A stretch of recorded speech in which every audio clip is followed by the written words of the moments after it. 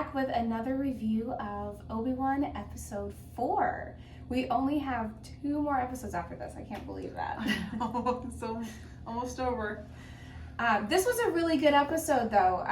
We are going to talk about spoilers, so if you haven't seen it yet, run over to Disney Plus, watch it, and then you can come back. So the spoilers for this episode, it was really, really good. This one I think has been my favorite out of the other episodes, I think, because you get to see Obi-Wan, and he's more like the Obi-Wan we've always known. He's a lot more, in tune with the Force, and there's the outfit change. He looks more like a Jedi. Yeah. And there's fighting, and there's, they have to sneaking into the Fortress Inquisitorius is great. I love that. It kind of reminded me of Naboo when, they went underwater to see the Gungans. I don't know why. That just reminded me of that. Well, that when he's swimming to get inside the fortress. Yeah, I think it's the same kind of breathing apparatus too. Yeah, that was really fun. That was very intense. It's interesting too to see Tala, since she's a new character. I'm like, I don't know what's going to happen to her. Mm-hmm. So there was all the good anxiety for like what's going to happen to her. I really like her as a character. To see somebody who is in the Empire, but she's actually a good character. Yeah, that's been kind of fun. Undercover. Yeah, I really like that. When she's, kind of interrogated by Reva, that was very nerve-wracking because I didn't want her to get hurt. And you don't know. I mean, the Empire is, you never know what's going to happen with the Empire. Yeah. Especially with Reva, you never know what she's going to do. No. She keeps you on your toes. That is very true. And then with Leia being captured and brought there, that was... I got to see some more of the Leia sass. Yeah. I loved that when Reva was trying to, get inside of her mind, and Leia's like, is this a staring contest? It's like classic Leia sass. Right. She's such a strong little 10-year-old. She really is. Of course, I hated later on when she was scared they were going to hurt her. I hated that. I mean, I don't want to see her get hurt. So I'm glad she didn't get hurt. Yeah. But, I mean, I had faith that Obi-Wan would get her before then. Right, yeah. But still, it was nerve-wracking. It was not a fun scene. It was not fun. Not fun to watch. I'm like, come on, Obi-Wan, let's go. But when he did rescue her, and it was like almost completely dark in that room, and you just saw the flashes of the lightsaber getting rid of the stormtroopers, that was really, really cool. That was pretty cool. The use of lighting was really fun too. I like when they play with the light and the dark. Yeah, I do too. But then what he finds out with, that place being a tomb, as he said. Yeah. I don't know if they're actually dead, if they're frozen.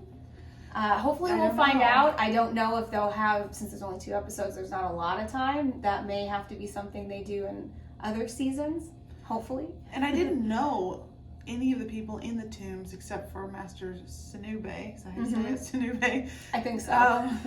From Clone Wars. So I'd seen him before, but all the other people, I'm not sure who they are. So I don't know if we'll ever find out who they are or not. Yeah. Maybe you guys know. If you do, let us know. Yeah, he was the only one we recognized from Clone Wars. But the other ones, if you guys know, let us know, because we'd like to know who they are and what their stories are. Yeah. And so the night, I'm referring to my notes to make sure we cover everything we want to talk about.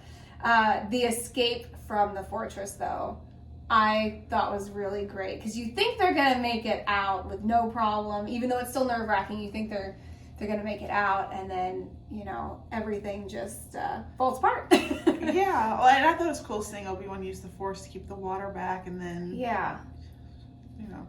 releasing it on all those stormtroopers. And and then I did think it was funny, though. I mean, you could clearly tell he had Leia under his coat. Yeah. I'm like, I don't know how they got that far with no one questioning that. Yeah, that was a little odd, but they also had an alert going off. They may not have been paying attention as much to, passerbys than they would have normally, maybe. Right, probably. Trying to get to their stations and where they were supposed to be, maybe. I'm not sure. No. Let us know your ideas, if you have any ideas of how they were able to get away with that for so long. Yeah, this is the thing, like, I know he's dressed as an Imperial, but someone's got to notice. He's got 4 feet, you know?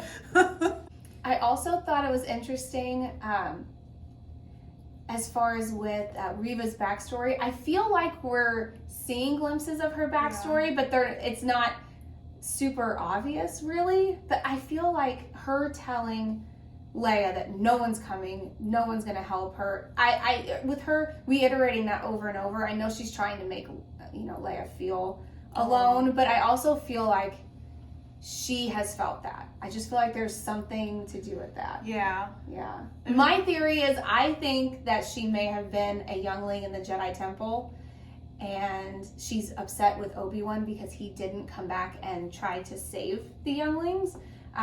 She didn't know he had other, things that he had to do at that point in time. But right. I can see where she would have felt abandoned at that time with the clones turning on them. That's my personal theory. I don't know if that's true. But I think that would be a really cool backstory. Very sad, but it would be a very interesting backstory for her to have, because that would make sense as to why she has so much hatred for Obi-Wan, because we still don't know exactly why she dislikes him so much, over the other Jedis that they've been after. So I thought it was interesting, just the way she acted around little Leia. Like, I know she's trying to get her to tell her where the rebels are, but there was just like, she seemed like she was really trying to make a personal connection with her, like telling a little bit about her own story, like she used to have a droid. Of course, we know now that she was using the droid to put a tracking device in Lola. Yeah.